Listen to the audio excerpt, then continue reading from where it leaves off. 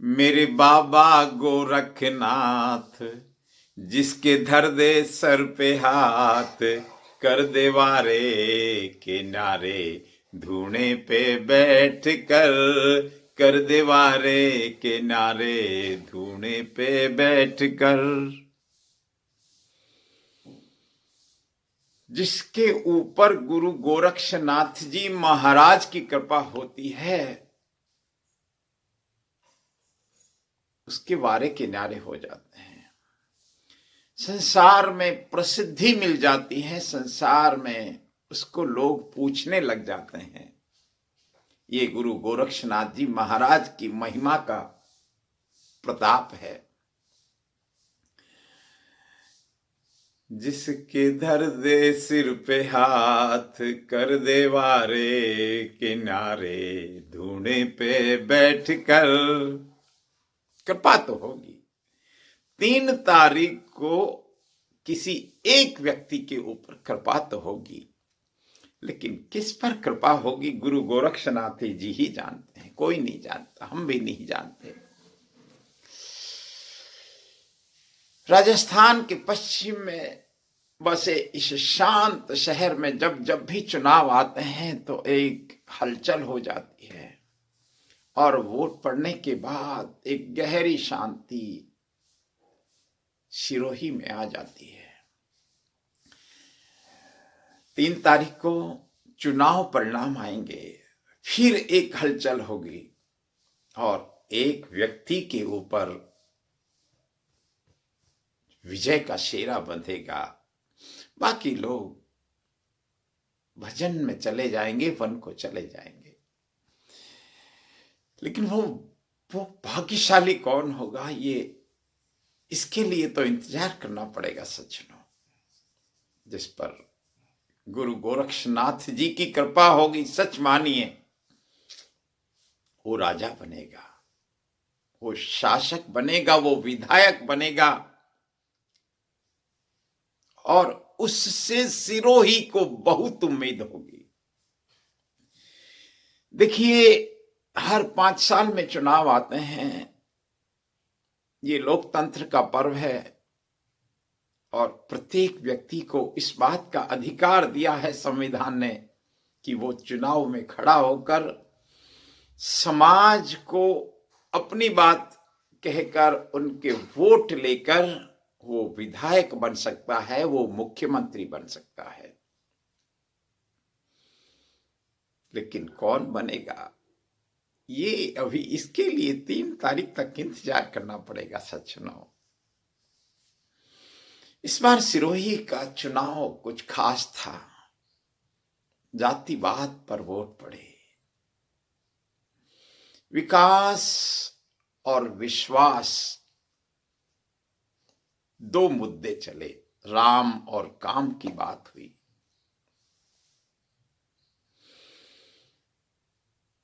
राजनीति से परे हैं हम तो साहब, राजनीति हमारा मकसद भी नहीं है, लेकिन विचार तो आते हैं और विचारों को शब्द देना हमारा स्वभाव बन गया है।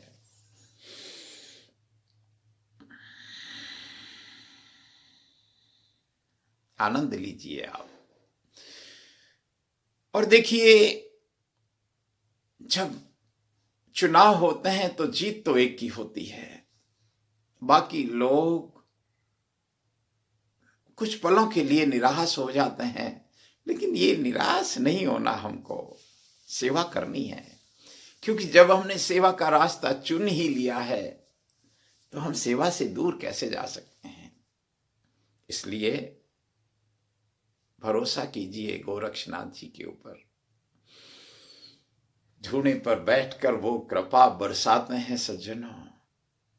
3 तारीख का इंतजार कीजिए। लेकिन मैं इतना कहूंगा, जो कार्य चल रहे थे उनको और गति मिलनी चाहिए।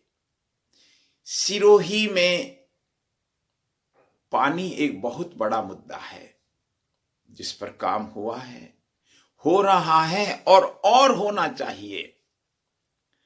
सिरोही में हेरिटेज एक बहुत बड़ा मुद्दा है। सिरोही का आध्यात्म, अर्बुदांचल है सिरोही में, एक बहुत बड़ा मुद्दा है। ये वो तपोभूमि है सज्जनों, जहां भगवान महावीर स्वामी ने अपने जीवित काल में 7 बार विहार किया था।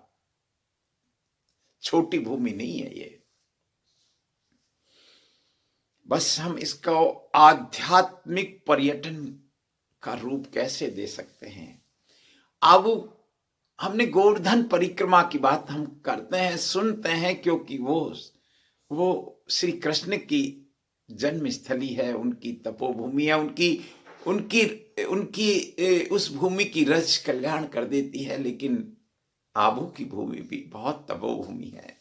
यहाँ अनगिनत ऋषियों के आश्रम है, अनगिनत ऋषियों ने तप किया है। लेकिन इस तपोभूमि को शराब की भूमि मत बनने दो, ऐसे तो बन चुकी है। सिरोही में कई मुद्दे हैं जिन पर समय समय पर हम चर्चा भी करते हैं। नशा एक बहुत बड़ा मुद्दा है। महान स्वतंत्रता सेनानी श्रीमान गोकुल भाई भट्ट साहब ने इस पर बहुत प्रयास किए। गोकुल भाई भट्ट साहब की बात याद आती, मुझे एक बात याद आती है कि जहां उनका गांव है, जहां उनकी जन्मभूमि है हाथल, वहां आज भी प्राइमरी स्कूल है। बहुत विकास हुआ, कितने ही हमने विकास कर दिए, लेकिन उस गांव में आज भी मिडिल स्कूल है, जैसा मुझे किसी ने बताया था। तो हम महापुरुषों की उन प्रयासों को याद करें, कोशिश करें कि सिरोही पानीदार रहे। सिरोही के 7 तालाब, मातर माता जी का तालाब, तालाबों की डिसिल्टिंग निरंतर होती रहे, ऐसी कुछ योजना बने। सिरोही में अनेक ओरण है, गोचर है, उनका कल्याण हो, गौ सेवा हो। 3 तारीख का इंतजार करें। नमस्कार।